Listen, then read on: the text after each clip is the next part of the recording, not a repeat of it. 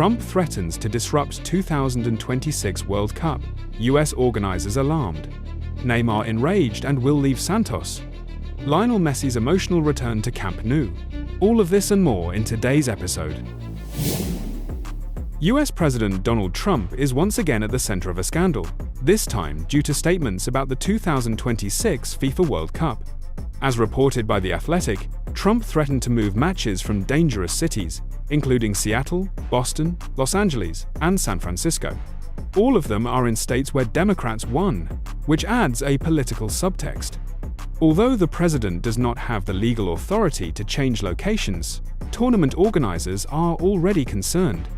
Sponsors do not want to be associated with the conflict, and cities are afraid of losing matches. Against the backdrop of the scandal, FIFA announced a new award, the Peace Prize, which will be presented on the day of the draw, December 5th in Washington. But fans are already joking that Trump himself could be the laureate. Gianni Infantino only mysteriously replied, "You'll see for yourselves. I don't even know how to comment on this. We are talking about football, not politics. But maybe simply divide America into two parts, Trump's and the other?" Lionel Messi made an emotional return to the renovated Camp Nou, leaving fans a hint of a possible farewell as a player. On Monday night, the 38-year-old Argentine secretly visited the reconstructed stadium, taking advantage of his stay in Spain before joining the national team. The visit was not coordinated with Barcelona management. The club learned about it only after Messi published photos and videos on his Instagram page. "Last night I returned to a place I miss with all my soul. I hope one day I can return here as a player and say goodbye," Messi wrote, causing a wave of emotions among fans.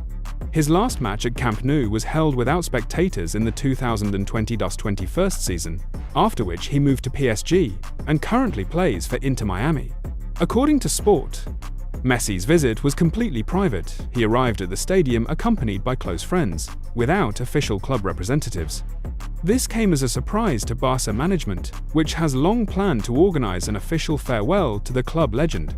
The reconstruction of Camp Nou is nearing completion, and the stadium is preparing to host matches as early as spring 2026. Against the backdrop of this emotional gesture, talks about a possible return have intensified again, at least for one match, to say goodbye to the fans, as he himself noted.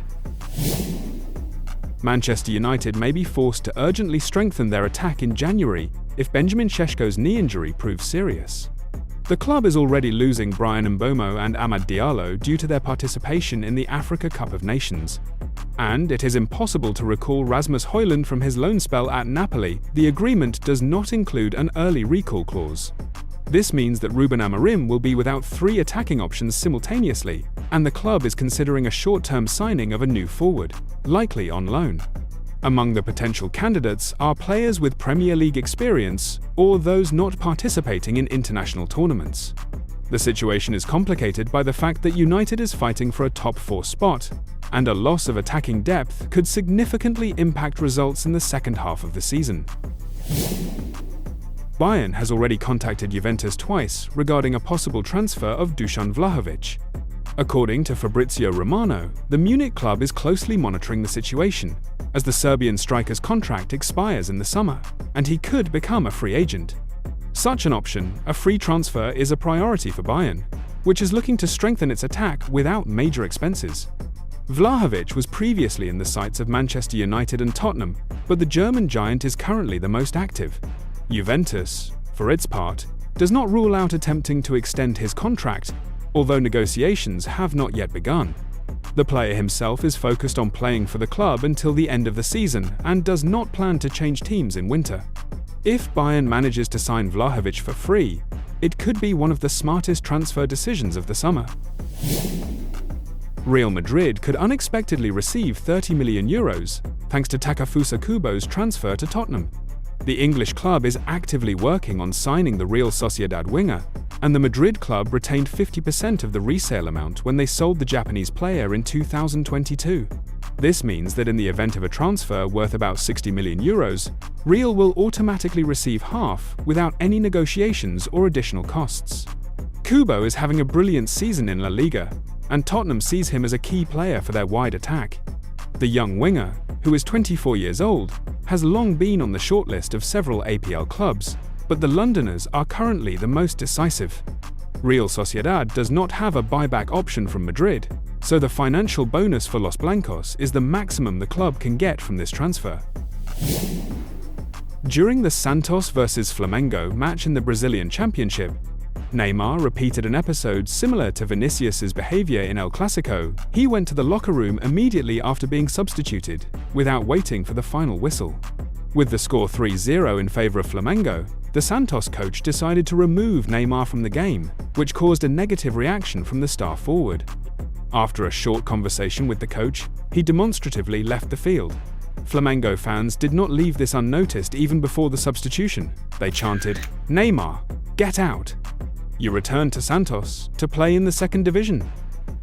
These words became a symbol of the disappointment that accompanies Neymar's return to his home club. The match ended with a score of 2-3, and Santos remained in the relegation zone 6 rounds before the end of the season. The club risks losing its place in the elite. Neymar's behavior only exacerbated the situation. Media outlets have already speculated that the management may review the terms of his contract if disciplinary incidents recur. Thus, after this scandalous episode, Neymar's future at Santos is in question.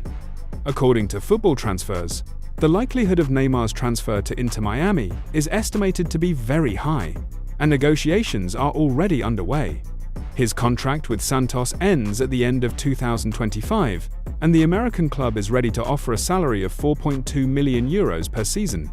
A key factor is Neymar's desire to reunite with Lionel Messi, with whom he played at Barcelona and PSG.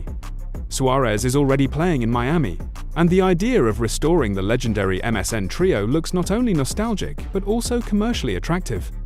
According to Goal.com, Neymar's representatives are already discussing contract terms with the American side, and the player himself is ready to move if Santos does not guarantee him a stable role in the team.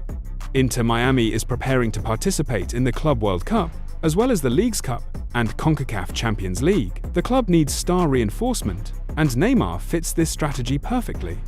At the same time, in Brazil, there are fears that Neymar may leave Santos without a proper farewell, as already happened with his departure from Barcelona in 2017. If the transfer happens, it will be one of the most high-profile transfers in MLS, as well as the end of Neymar's Brazilian career stage, who returned to Santos from Al Hilal only a few months ago.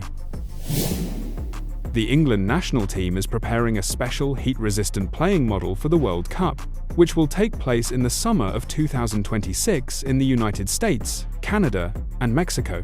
Thomas Tuchel's assistant Anthony Barry believes that the conditions in North America in June and July will be incredibly difficult. Heat, humidity, and temperature changes can significantly affect the pace of the game.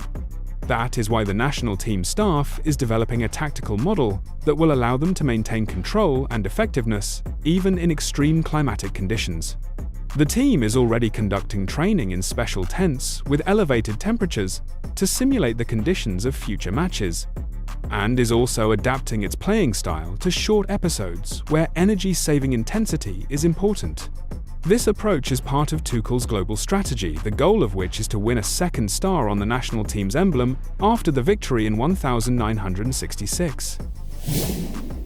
Barcelona is ready to pay about €40 million for Borussia Dortmund central defender Nico Schlotterbeck as early as January. Hansi Flick insists on signing a new starting defender to implement his game model with a very high defensive line. Schlotterbeck, who is 25 years old, has a contract with the German club until the summer of 2027, but Borussia is ready to consider an offer if it is favorable. Barcelona has lost Íñigo Martínez and lacks sufficient depth in central defense, and the mistakes of Koundé and Araujo have forced the coaching staff to look for new options.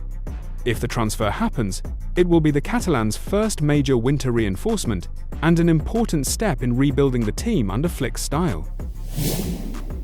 Wolverhampton has officially agreed to appoint Rob Edwards as head coach. A contract with the 42-year-old specialist will be signed until the summer of 2029. According to The Athletic, Edwards will arrive at the club on November 10th, and Middlesbrough will receive compensation of about £2 million.